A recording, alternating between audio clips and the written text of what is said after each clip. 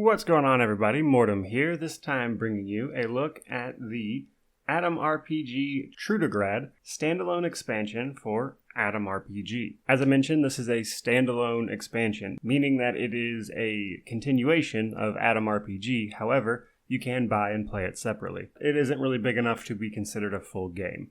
Now, with that in mind, the actual game, Rom RPG, is $15, and the expansion individually is about $10. So you can actually buy a bundle on sale for about $20 right now, and the expansion itself for just $10.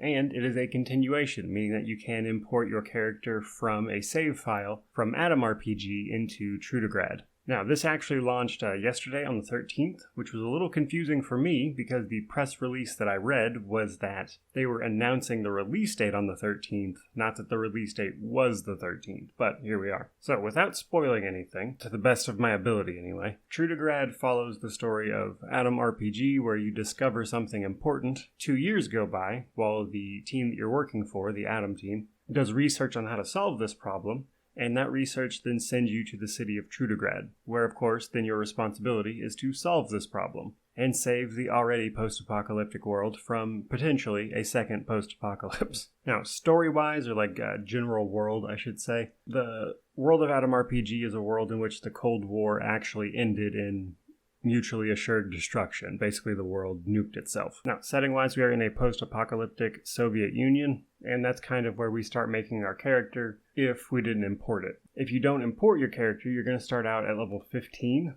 which is going to give you quite a few skills and things to allocate, but basically, you'll have a choice between distinctions, potentially 2 of them. These are similar to traits in other games where you take a benefit in exchange for a detriment. Then we have our characteristics. These are your attributes, and they do basically the same thing attributes do in every other game. However, attention basically just means focus and aim, whereas personality is like charisma.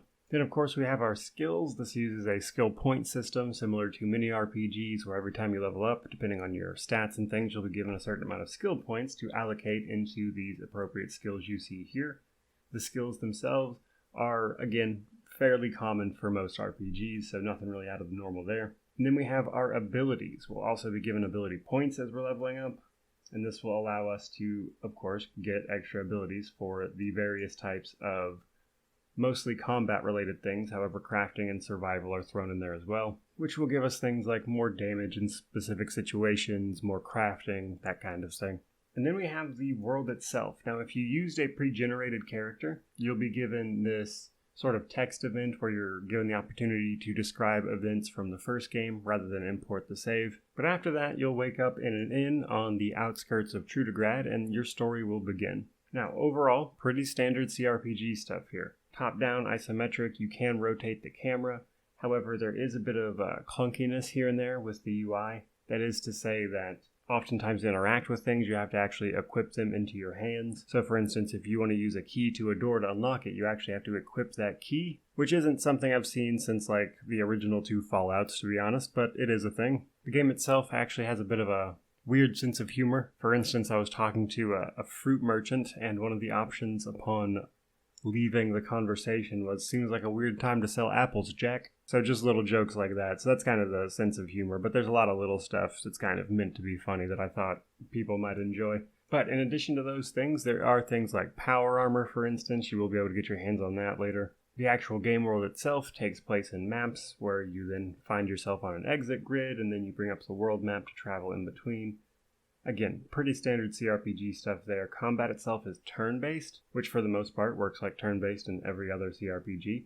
But I will say the, again, UI can be a little clunky in that regard because it tends not to show you like who's taking their turn. So things like that can be a little hard to follow, but I think that might be an intentional choice more than anything else, because this is a game where you have to actually walk up to someone and ask their name before your character magically knows their name. So there's no like alt-tabbing and learning people's names that way. But beyond that, there seem to be a lot of interesting quests that let you use all of your choices during character creation to come up with interesting solutions to problems, including solutions that require several specific attributes or characteristics being at certain levels, which I thought was fun. And overall, it just seems like a fun continuation of the Rom RPG itself, which is one of the many games on my list of games to go back in 100%. And before we wrap it up, there are companions in the game. However, acquiring them seems to be a little complicated because some of it depends on what you've imported, I believe. And then, of course, you can find companions around Trudograd as well. But you're not alone out here. You will be able to recruit people to help you out. There you go, guys. There is a small look at Adam RPG Trudograd. If you're a fan of more post-apocalyptic CRPG, in the vein of Fallout and Wasteland, for instance, you'll probably enjoy this. So, with that out of the way, truly, thank you guys so much for watching. Channel's growing every day. We're marching towards 25k subscribers as it is. But regardless of any of that, thank you. May you wander in wisdom and have an amazing day.